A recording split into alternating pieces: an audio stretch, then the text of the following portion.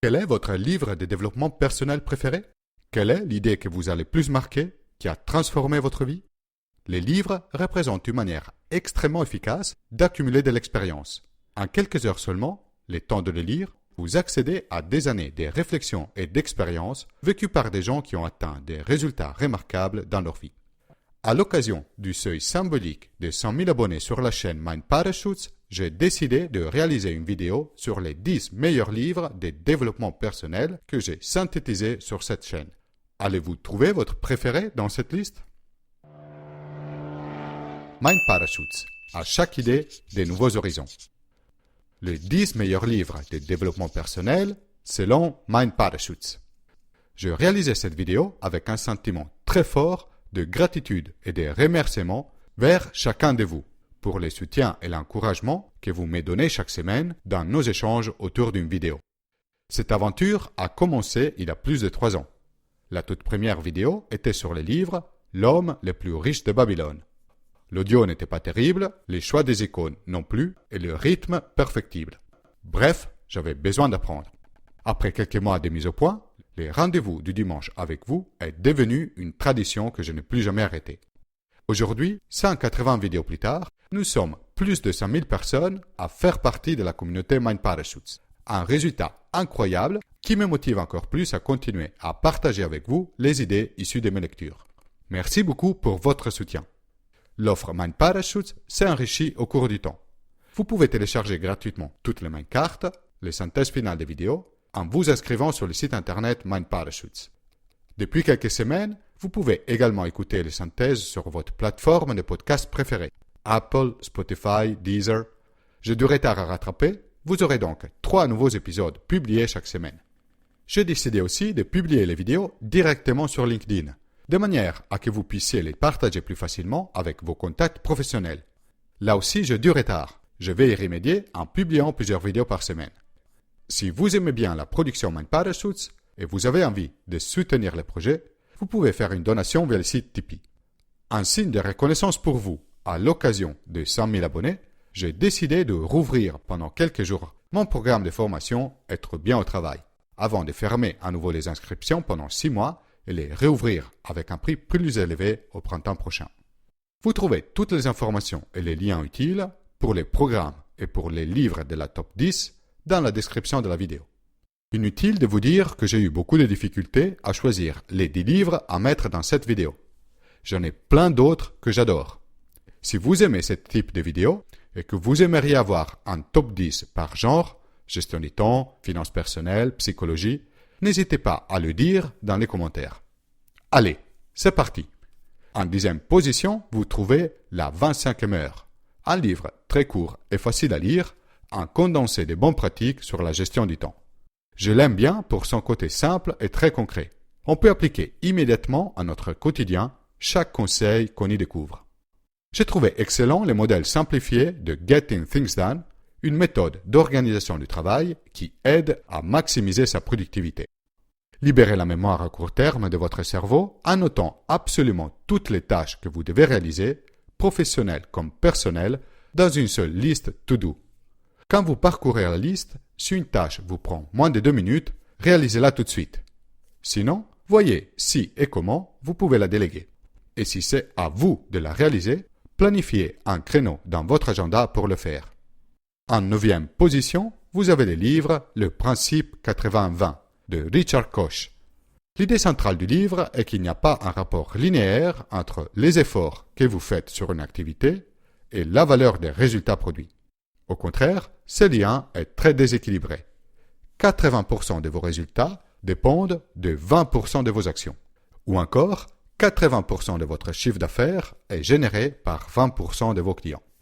Afin d'améliorer votre productivité et diminuer aussi les efforts que vous fournissez, identifiez les 20% des actions qui produisent 80% des résultats pour vous et focalisez toute votre attention sur celles-ci.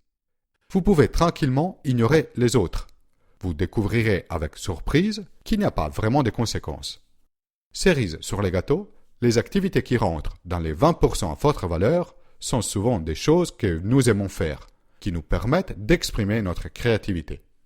En 8e position, vous trouvez le livre « Lettre à un ami ». de Tony Robbins. Impossible de rédiger un top 10 de livres de développement personnel sans un livre de Tony. Plutôt que choisir parmi les livres les plus connus, j'ai préféré mettre en avant celui-ci, synthétique, mais avec tout l'essentiel de ses enseignements. Selon Tony, la condition essentielle pour concrétiser ses rêves est de croire qu'ils sont possibles. Peu importe si vous avez déjà essayé sans réussir.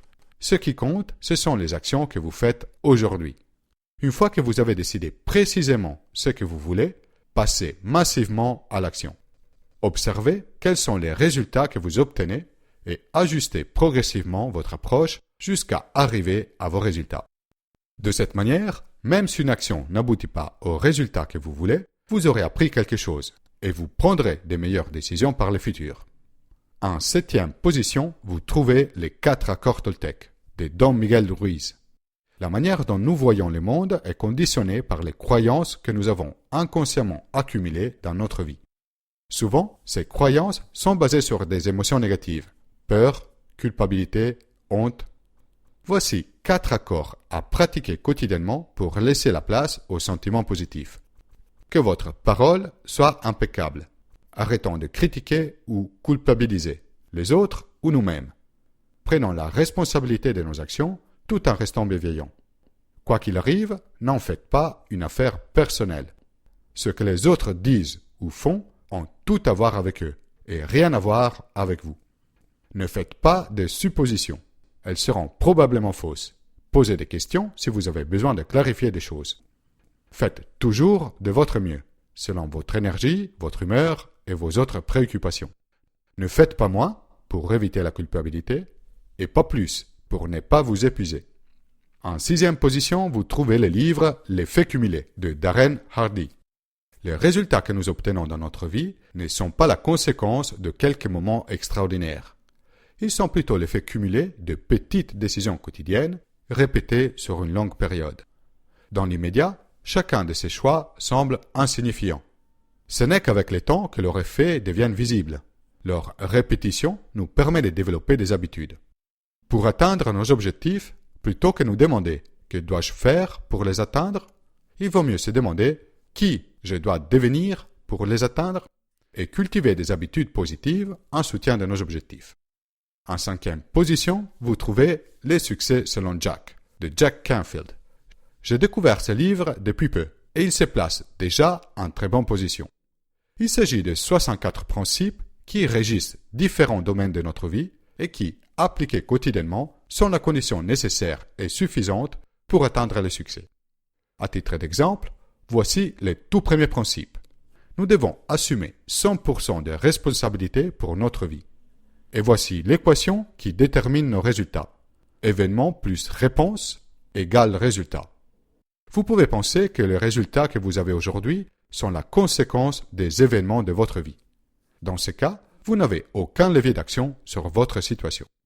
Au contraire, si vous décidez d'assumer 100% de responsabilité, vous pouvez continuer à changer votre réponse aux événements jusqu'à ce que les résultats obtenus sont ceux auxquels vous aspirez.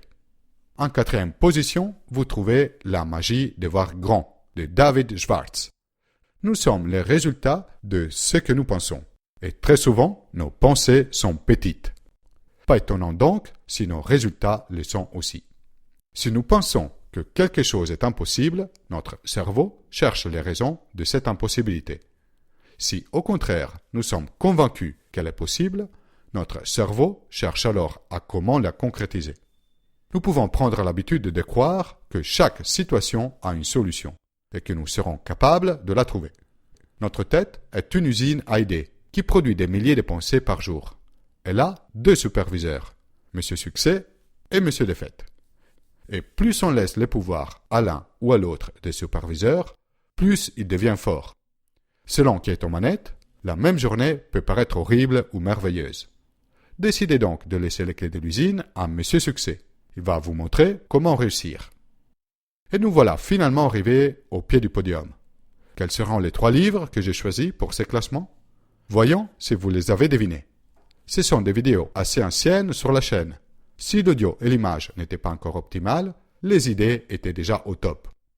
En 3e position, vous trouvez Les pouvoirs du moment présent de Eckhart Tolle. Nous avons pris l'habitude de vivre constamment dans le futur à la recherche d'un sens d'accomplissement qui nous échappe. Ou dans le passé, prisonniers des souvenirs que nous n'arrivons pas à laisser partir. Cela nous empêche d'être véritablement présents à chaque instant de notre vie. Nous sommes tellement habitués au flux continu de pensées dans notre cerveau que nous avons fini par les considérer normales. Une voix parle sans cesse à l'intérieur de notre tête. Elle commente, juge, critique, se plaigne. Nous avons fini par nous identifier à cette voix. Mais si nous commençons à l'observer, nous réalisons peu à peu que nous ne sommes pas cette voix. La distance que nous prenons avec elle nous permet de cultiver des sensations de calme et de paix qui deviennent de plus en plus profondes avec le temps. En deuxième position, vous avez Changer d'état d'esprit de Carol Dweck. Nous pouvons avoir deux visions différentes de nos qualités. La mentalité fixe, selon laquelle nous disposons d'une quantité donnée d'une certaine habilité, intelligence, créativité, sensibilité, qui est indépendante de nos actions et qui ne va pas changer dans le temps. La mentalité de développement, si nous sommes convaincus qu'avec de l'exercice et du temps, nous pouvons changer le niveau de nos talents, même de manière significative. La mentalité fixe nous pousse à éviter l'échec et voit négativement l'effort. Ils sont la preuve que nous n'avons pas suffisamment d'une certaine qualité. La mentalité de développement nous pousse, au contraire, à faire des efforts et à prendre des risques, puisqu'ils représentent les moyens mêmes de développer nos qualités. Ces comportements favorisent la réussite. Nous avons tout intérêt donc à adopter une mentalité de développement. Et pour finir, à la première place, vous avez les 7 habitudes des gens qui réussissent tout ce qu'ils entreprennent, de Stephen Covey. Ce livre a été ma toute première lecture de développement personnel et m'a profondément marqué. Il commence par 3 habitudes qui favorisent l'indépendance, la réussite intérieure. Être proactif et se concentrer sur son cercle d'influence, c'est-à-dire de focaliser son attention sur les choses sur lesquelles on peut agir. Savoir dès le départ où vous voulez aller, c'est-à-dire avoir des objectifs clairs. Et donner la priorité aux priorités, c'est-à-dire de prioriser l'important plutôt que l'urgent. Les 3 habitudes suivantes favorisent l'interdépendance, la réussite extérieure. Penser gagnant-gagnant, chercher d'abord à comprendre, ensuite à être compris, et profiter de la synergie. Face à une divergence, ne cherchez pas les compromis, mais à comment satisfaire en même temps vos attentes et celles de votre interlocuteur. La 7e habitude consiste à aiguiser vos facultés, à vous améliorer progressivement sur chacune des 6 habitudes précédentes. Alors, qu'est-ce que vous en pensez de ces classements? Je vous remercie à nouveau pour tout le soutien que vous apportez à Mind Parachutes. 100 000 abonnés n'est qu'une étape. Partagez les vidéos pour arriver vite à 200 000. Alors, d'après vous, quels sont les livres qui manquent à cette top 10? Et quels livres auriez-vous aimé voir apparaître à la première place? Laissez un commentaire ci-dessous. Soutenez la production de Mind Parachutes en faisant une donation vers le site Tipeee. Téléchargez la Mindcard de cette vidéo et de toutes les vidéos précédentes depuis mon site internet mindparachutes.com.